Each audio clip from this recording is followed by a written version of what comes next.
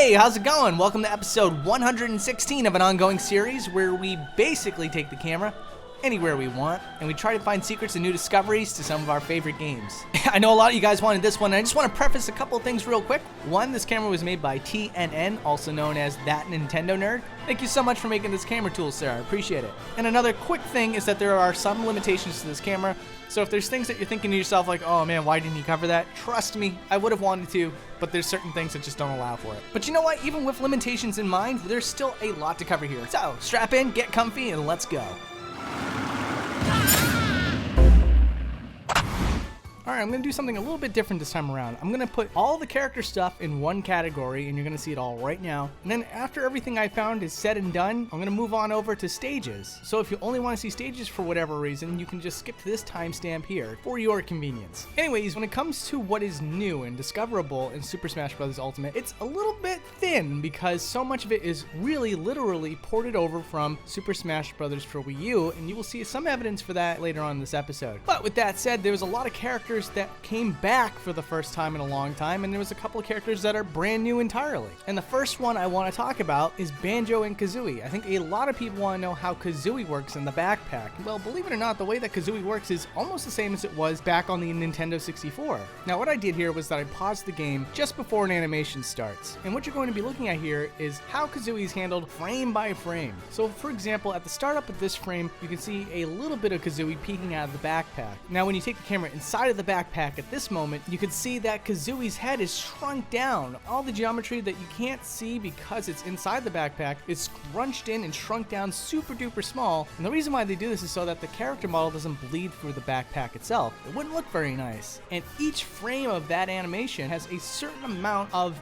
the Breagle body resized to normal size. Well, then I'm sure a lot of you are wondering, what does Kazooie look like when there are no animations involving her? Well, you take the camera inside and you'll see that she completely disappears. This is very likely because the character model is set to value 0, which means that when the character is at a null value, it's completely invisible to the human eye. And what you're left with inside this backpack is concave geometry on both the top and the bottom. And that's because the developers intended for you to only see a shallow depth to the backpack. And that remains the same whether you open it up from the front or the back, which does happen. Next up is Inkling's feet. Yeah, hey, look, it's just a weird thing, okay? I don't know how to explain why this is here. None of the characters wear sandals in Super Smash Bros. Ultimate as far as I can recall. This may be because this is a character model that's ported over from Splatoon. It's very possible. But if you were to take the camera inside of the Inkling's shoes, you can find the Inkling's feet, which are not fully detailed. They're just kind of like nubbins. And I realized that you're not getting a great look at these feet because of the fact that we have to get the camera just right inside of the shoe. So taking the same character in a model viewer allows us to remove the shoes entirely, giving you a much better look at those feet. And while we're in character viewers as well, you can see that for whatever reason, K. Rool's belly armor is fully textured underneath it. Now, there isn't really a reason for this. I understand that his armor does crack, but it never completely shatters. So what you're looking at here is something that the player is never meant to see.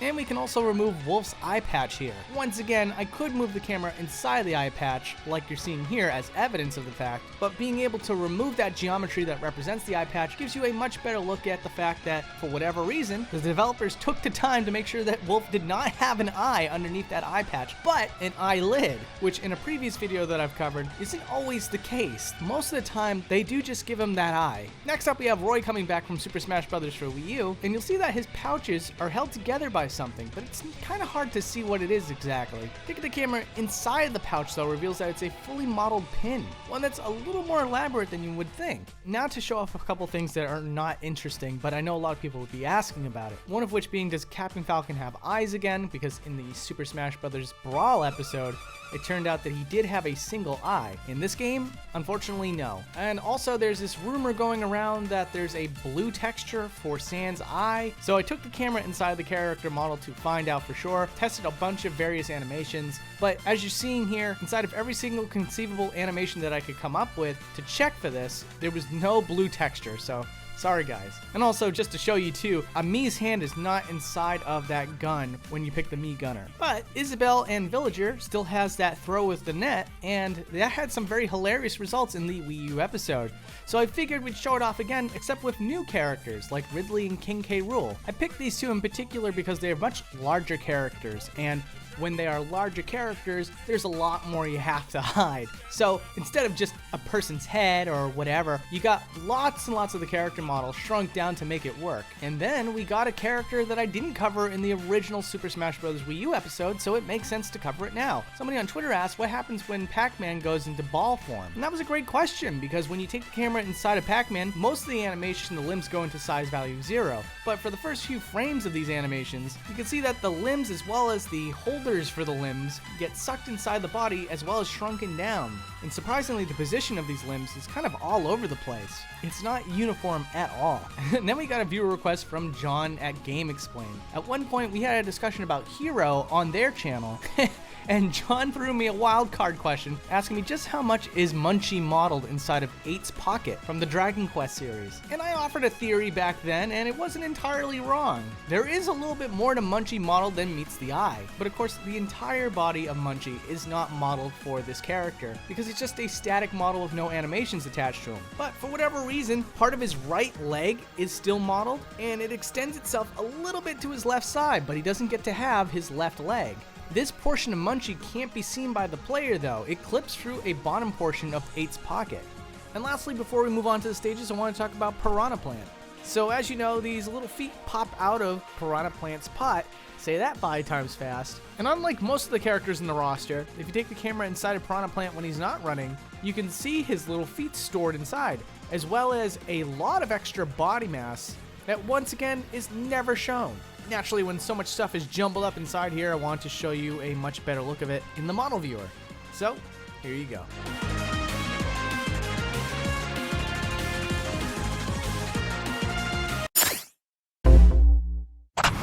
Alright, now we're going to be talking about stages. The first stage we're going to talk about is the Persona stage. And there's 2 things that are worth talking about. One is that there's this backdrop here, and you'll see that nothing back here is a 3D object. If you look at it from another angle, you can see that all these things are just 2D cardboards. Even the train itself, which looks all animated and nice looking, that's also a 2D cardboard.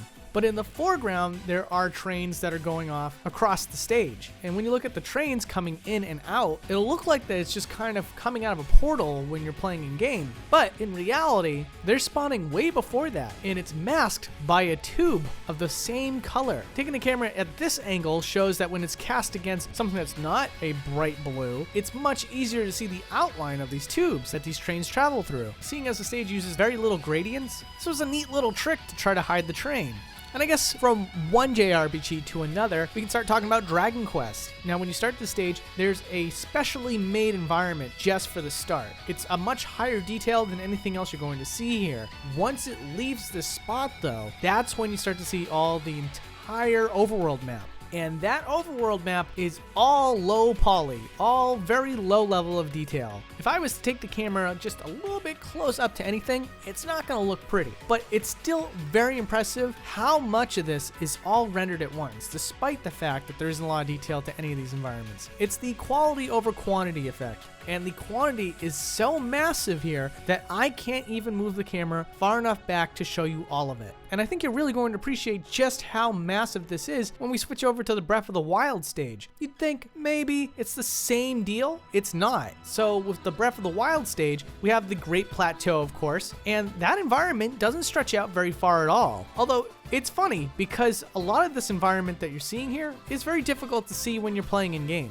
But moving the camera outside the boundary shows you that it's all an elaborate hoax. Just outside the Great Plateau is a sky dome to represent the rest of the world, and it's done in such an expert fashion that you can't help but appreciate it. Because without overanalyzing it, I was pretty convinced. I thought that it was just a complete carryover from Breath of the Wild. And also fun to note, even the areas that are 3D are also very low detail. Take a look at this Guardian over here. Look at how soft the textures are on this thing. And speaking of Zelda, why don't we go to Gerudo Valley? Now this was a 3DS stage to start, but one of the most beautiful things about Super Smash Bros. Ultimate is that there was all these transfers from the 3DS version to this new version, now with main console graphics. So while I was explaining all that, obviously what you got to see was a zoom out of Gerudo Valley, but you might have noticed over here that there is a Gerudo hideout way off in the distance. It looks like it might be a port, actually, from the 3DS. It's hard to say for sure. There's a lot of details here that you couldn't see by just moving the camera around normally in game. There's lots of doorways that aren't even fully modeled,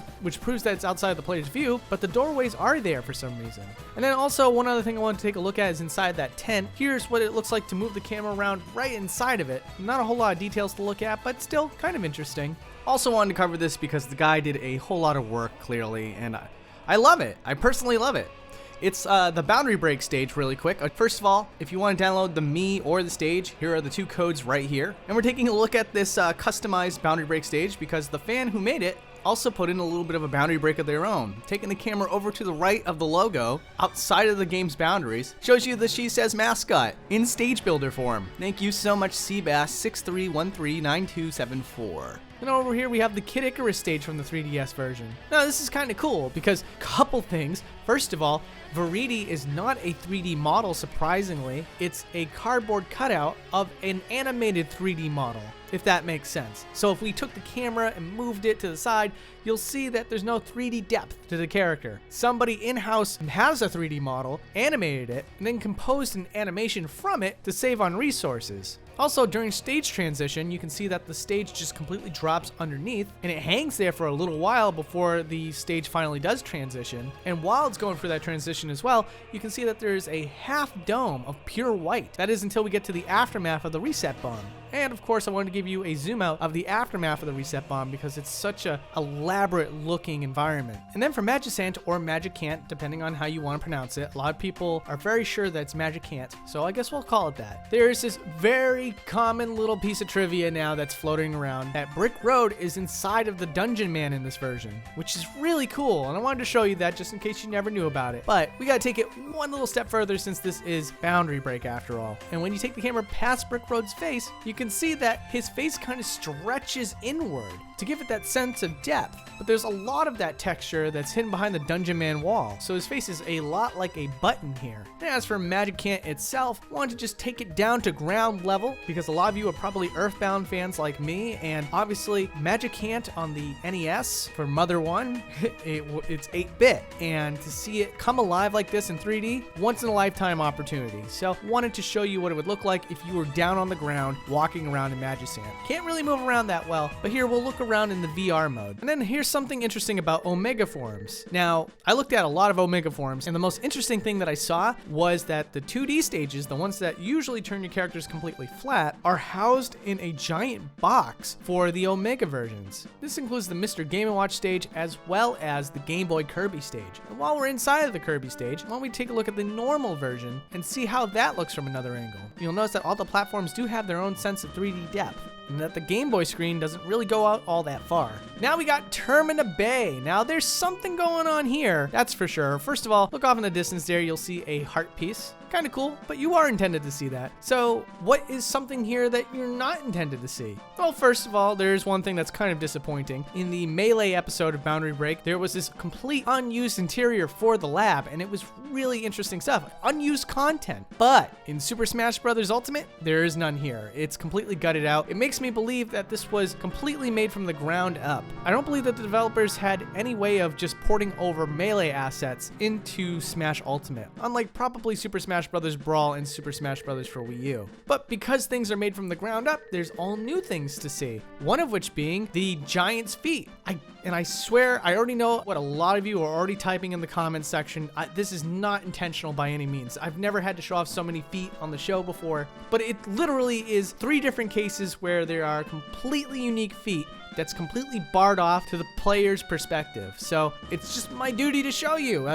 Don't meme me too hard, please. Anyways, moving on. Now we're checking out Onet or Onet or Unt or Want. I like to say Onet. It sounds nice. Now this stage has traveled some ways, but for the first time ever out of all the versions of Super Smash Bros. That's appeared in, this is the only time that the excavator over here has some level of 3D depth to it. Before, it was always a 2D texture like you're seeing here. But now, although not modeled on all sides and not done with a certain level of care that some other things get, it still shares some depth so that when you move the camera around, it's less obvious that it's a cardboard cutout. Here's something a little bit disappointing for you. There is no rice ball behind the basket. Again, that's something that was shown in the Melee episode of Boundary Break, but the developers decided to remove it here, which is a common theme that I'm noticing, and I'm gonna just throw out a speculation. I think that the developers didn't want someone like me to have content to show to all of you. I think they tried to clean this ship up as nicely as possible, but since we're already many minutes into this episode, clearly there's still stuff to show. Like, for example, the license plate on the back of the Runaway 5 bus. Nothing's shown on that plate, but this is the first time that there is a plate on a Runaway 5 bus. Before, in every other single version, there was none at all.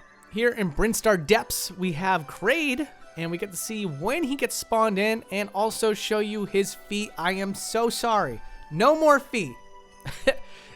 There is no more feet to show, but I'm also mad that I'm showing you so many feet. Anyways, done. Moving on. The Garden of Hope is definitive evidence. If you were ever skeptical of the idea that the developers ported over assets from older games, this is 100% proof that the developers at least ported some stuff over. The Garden of Hope in the Smash 4 episode of Boundary Break showed off a relic of a mistake, and that was that they set the environment too low and had to hodgepodge a fix to make a drain visible within the stage. Here in Smash Ultimate, that same mistake remains. There is this relic here that shows where the old drain was supposed to be, and then the developers obviously implemented it into the game and said to themselves, well, the player can't see it, so what can we do to fix that? And then they fixed it by just carving a hole higher up on the environment. That same mistake carries over to this little concave area over onto the left as well. Meanwhile, here's an example of adjusted assets. Once again, the developers being a little bit concerned about the fact that players might recognize that these soldiers over here would be 2D, they decided to change it because they had more resources to work with. And so now all the soldiers are 3D models in the background here. The only issue is that with the Super Smash Bros. Brawl episode of Boundary Break, you could see by moving the camera all the way back there that the person sitting in the throne was the Black Knight himself. This time, however, the Black Knight is gone, replaced now with a 3D model, but that 3D model is just a generic red knight. I have to wonder if it was an intentional move to get rid of the Black Knight, or if the developers didn't even realize that it was the Black Knight sitting there in the first place. And now we're checking out Venom. This is a Melee stage coming back now for the first time in a long time. And inside of the Great Fox is this black cube. Now, at first I speculated that this cube was mapped to the Great Fox, which it may still be, but it certainly has at least an extra function to it, if anything. And that extra function, or only function, is to control the R-Wing's movements. Because when the R-Wing does a barrel roll in the stage, you'll see here that the cube moves itself. The cube also does a barrel roll. Peppy would be so proud. Now, this last one was a very popular viewer request for some reason, and as always, you can follow me on Twitter so that you can give me some suggestions yourself. I try to cover everything that would be remotely interesting, so give it a shot. Something you recommend might end up in the episode. But the request this time around was just to take another look at the Bridge of Eldin. I don't know why, but here's something really interesting about it. Again, I thought it would be a one-for-one carryover, but it's not quite. If you look at the Hyrule Castle, you can see that it's a lot more cleaned up, because in the Brawl episode, all of the pillars and spires came to a cone at the bottom. Cone that the player would never be able to see, but the technique there is that if you caught the camera at a certain angle, chances are this game would be able to pick up on that mistake because it overcompensated with the cone. Now I guess they're just a lot more confident this time, so they don't have cones. It's really cool. Now here's Rainbow Cruise. Once again, the highlight of the last episode in which it had its premiere was this little village in the back here. Now, because of the limitations of the camera, I wasn't able to get the best look of the houses this time around. But I will tell you this, it's a lot less detailed, that's for sure. They, for whatever reason, just kind of downsized on the houses and made the details a lot more basic. I mean, I guess it makes sense. The player's not really going to see all the details anyway. And I suppose that's good enough.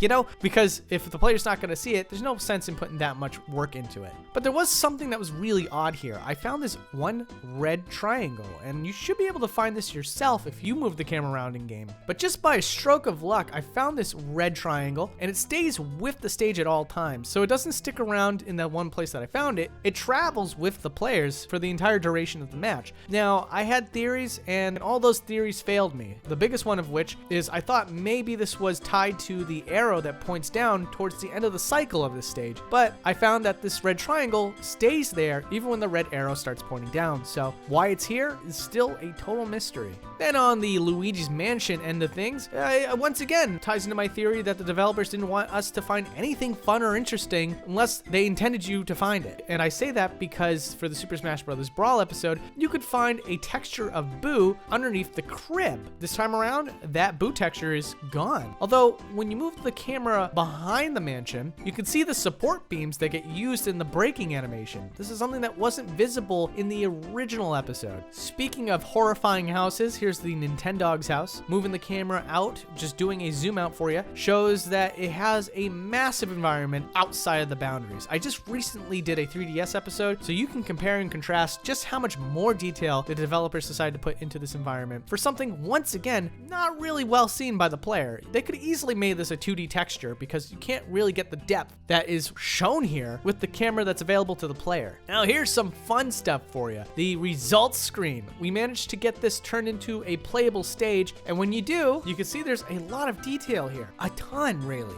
Seriously, like a ton. And there's also a hidden detail that's never seen by the player. Very cool stuff. That detail, of course, is that those buildings in the background, though they may be 2D textures, also have blue crystals underneath them. This usually gets covered up by the clouds that are peeking off in the front. But taking the camera out now can show you all the details that were hidden from you this entire time. And then we got the home run contest. Well, I gotta say, this is a total mess, and I do apologize for this. I didn't make the game, but here's what happens, right? There's a blue sky dome for where you start. And I think when you hit the sandbag, that blue sky dome is programmed to disappear. And unfortunately, with the tools and resources that I have here, we have the blue sky dome included with the texture to represent space. Everything here is enormous, and one of the things that I was really surprised about was that the stone pathway that the sandbag travels with extends way further than I ever imagined that it would. In past games, it would load in chunks, and those chunks would be rather small. Here, it's almost all loaded at once. Very interesting. And just to make sure I got all my bases covered here, here's a great look of everything all at once. The space, the pathway, everything. It's a lot to take in, and again, with the Sky Dome, it's not very pretty, but I wanted you to see this because it's really interesting to see something so elaborate and so cool in-game taken apart like this to show you how all the cogs are spinning together. And then moving on from there, we're going to go to Fourside. Fourside's really awesome. First of all, we have the spaceship interior here. For some reason, and this wasn't in the Melee episode, if you take the camera inside of the glowy tractor beam, I guess, you can see concave geometry, which is really neat and very trippy to look at. And then there's something that's hidden in plain sight. I've always been very confused by this. This was not in the original version. This was added to Super Smash Bros. Ultimate. It's a building with a moon emblem in the background. I was looking at it and I was thinking to myself, like, what the heck is that? But yeah, taking it really close up to that emblem shows you that it's a moon. That's not something that was ever in Earthbound, but it sure is here right now. But then again, also Fourside was never at night in Earthbound. There was Moonside, but it wasn't Fourside. One thing that they also added, and it's really cool, and once again, you can see this for yourself as the player, is a bunch of apartment rooms. And unfortunately, all these apartment rooms have basically the same interior. So showing you one and another, not that interesting. Again, you can get the best look here with the Monotoli building. This is obviously supposed to be Monotoli's office, but it's, again, not modeled in such a way that it's one for one with Monotoli's office. It's just bright and yellow, like his office. So still, you get to see all the stuff here all at once and in a nice, comfortable, breathable environment. Thought this was a great addition. I hope that when they remix stages in future games, they continue to do stuff just like this. Then we're going to talk about Banjo Kazooie. Oh man, who's excited about Banjo and Kazooie in Smash? I know I am. Not really great with them, but you know, what can you do? Anyways, I love the stage, Spiral Mountain, and I wanted to show you guys a couple things that are really neat to me. I found that the detail on Banjo's house to be excellent, and again, so far away from the player's point of view, but they put a lot of work into this. They really did. And also the 1-up is a full 3D model. Never had to be, it never was in the original game, and with the distance in which it is, you could have pulled a a Veridi. Why not? It's far enough. But no, it's a full 3D model of the 1-Up statue. And then here's a close-up of all the main cast. They put a lot of detail into these characters, so much so that Sakurai had to steal my job for a second and show you Tooty in his own Nintendo Direct. Sakurai, call me sometime. Let's collab. But one of the things he didn't really show you is just how detailed Tooty really is, because when you take the camera all the way up to the character model, you'll see that the fur on her is really well detailed. And the same can be said for Mumbo Jumbo. And the same can be said for Bottles. Bottles, by the way, has always had tiny eyes on the character model, and then it's a texture of large eyes on the glasses themselves. Here in Super Smash Bros. Ultimate, however, they did not go that route. There are no tiny eyes in Bottles' face. In fact, there's just eye sockets. And then I also wanted to show you a beautiful close-up of Grunt Tilda. This is almost 1-for-1 with how the model looked on the box for Banjo Kazooie, and it just makes my heart swoon. I just hope that someday we can get a remastered version of Banjo Kazooie, because I think it would do really well, and it would certainly make me one happy man. And that concludes it, my friends. I'm gonna take a tour of the battlefield and Final Destination while I talk it out with you. And you know what? If I feel unsatisfied with how much detail I showed you in both those stages after I did my whole spiel, I'm just gonna keep the footage running until you see everything there is to see. Hey, recognize this face if you're going to Retropalooza in Texas. You can definitely Google all the details if you're not all the way caught up, but if you're going to Retropalooza, I should be having a panel there, and I should be there. You guys get to decide what I look at. I'm going to probably do Super Smash Bros. Brawl and Melee as well. So please come to the panel. Please approach me if you see me out there too. I'm a bit of a shy person, but believe it or not, I love meeting the fans either way. So I hope that you can totally spot me and find me and have a conversation with me. That'd be cool.